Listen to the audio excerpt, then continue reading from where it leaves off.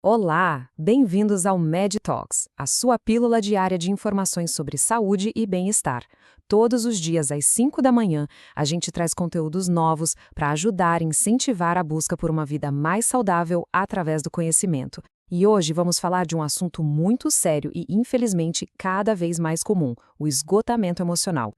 Sabe aquele ditado, casa de ferreiro, espeto de pau? Ele ilustra uma ironia muito grande da vida, que muitas vezes quem é especialista em algo acaba falhando justamente naquilo que mais entende. E a gente começa a nossa conversa de hoje com essa reflexão, porque ela mostra uma verdade muito profunda.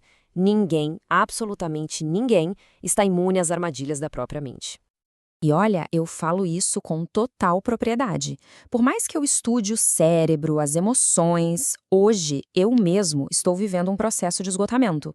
Foram 2 anos de trabalho muito intenso, sabe? Uma dedicação enorme para ajudar os outros, mas com uma falha gravíssima. Eu negligenciei o meu próprio descanso. A vida veio e me mostrou que a gente não é ferro. E admitir isso, admitir essa vulnerabilidade, talvez seja a nossa maior força. Mas afinal, o que é esse tal de esgotamento emocional? Muita gente conhece como síndrome de burnout. Basicamente, é um estado de exaustão completa. Pensa numa balança que ficou desequilibrada por tempo demais, com o peso do estresse e dos desafios sendo muito maior do que a nossa capacidade de se recuperar e descansar. Para a gente entender como se chega nesse ponto, a ciência nos dá uma pista bem interessante. Existe uma relação fascinante, e eu diria até um pouco perigosa, entre o nível de estresse que a gente vive e a nossa capacidade de performar. É uma dinâmica que todo mundo experimenta mesmo sem se dar conta. Essa relação tem nome e sobrenome. É a lei de Yerkes-Dodson. E o que ela nos ensina é que um certo nível de desafio, um pouco de estresse, é bom. Na verdade, é o que nos deixa motivados, produtivos. O grande problema começa quando essa pressão ultrapassa um limite que é saudável e sustentável.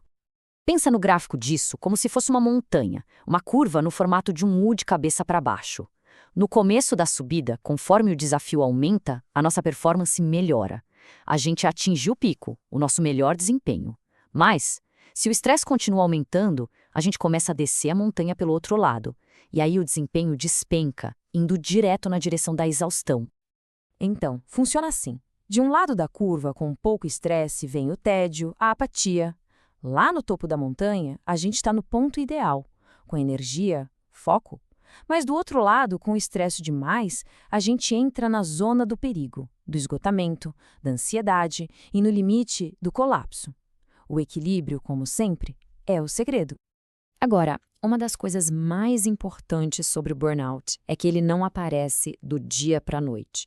É um processo sorrateiro, sabe? Uma descida bem gradual, que muitas vezes a gente nem percebe que está acontecendo. Vamos entender como isso se desenvolve. Tudo costuma começar com um hiperfoco, aquela dedicação intensa, quase uma obsessão com a excelência. Logo depois vem a negligência pessoal. O autocuidado, a vida social, os hobbies, tudo vai ficando para depois. E por fim, a gente chega num ponto muito perigoso, que é a perda de valor. Eu lembro de ligar meu videogame, algo que eu sempre amei, e pensar, nossa, que trabalho aprender a jogar isso. O que era prazer vira um fardo. Quando esse processo todo avança, sem ser interrompido, o corpo e a mente começam a mandar sinais de alerta muito mais altos, muito mais severos.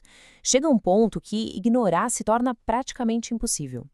Os primeiros protestos geralmente vêm da mente. Um cérebro que está sobrecarregado começa a falhar. E os efeitos disso na nossa psicologia podem ser bem profundos e difíceis de lidar.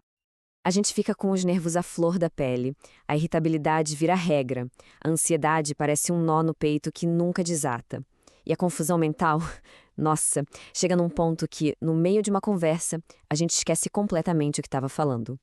E tem também um fenômeno chamado despersonalização, que é aquela sensação estranha de não se sentir mais você mesmo. Mas o protesto não é só mental, não. O corpo também paga um preço altíssimo por esse estresse sem fim. E os sinais que ele manda são igualmente alarmantes. O sintoma mais clássico é uma fadiga que te domina. É diferente do cansaço normal, sabe? Uma noite de sono não resolve. Eu lembro de um fim de semana que eu literalmente não consegui sair da cama. Não era preguiça. Era uma ausência total de energia.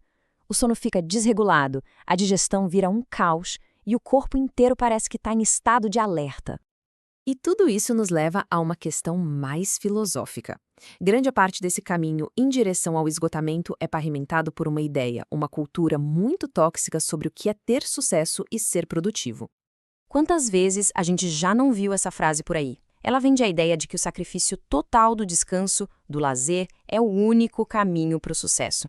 É uma ideia que trata a exaustão como se fosse uma medalha de honra. Mas o ponto central é esse. Essa filosofia é uma mentira. E uma mentira muito perigosa. É uma falácia que vai contra o básico da nossa biologia. O cérebro é uma máquina, e como toda máquina, ele pifa quando é sobrecarregado. A verdade é que deixar o descanso de lado não aumenta a produtividade, pelo contrário, destrói. O desempenho cai, a criatividade some, a saúde se esvai. Dormir mal e não se regenerar aumenta o risco de praticamente todas as doenças que podemos imaginar, de problemas do coração a transtornos mentais bem sérios. Isso nos obriga a fazer uma pergunta. O que a gente está sacrificando em nome da ambição? O primeiro passo para a cura é ter consciência, é perceber que descanso e lazer não são luxo, são elementos essenciais para uma vida que, de fato, vale a pena ser vivida. A gente agradece muito a sua companhia nessa reflexão tão importante. E para saber mais, a gente convida a explorar outros artigos e conteúdos lá no nosso blog. O endereço é med.com.br. E para continuar essa jornada de conhecimento, nos encontre também lá no Spotify. É só procurar pelo podcast Descomplicando a Saúde com SPAS, que é a nossa plataforma de benefícios. A pronúncia correta é SPAS. Cuidem-se bem, busquem o equilíbrio e até logo.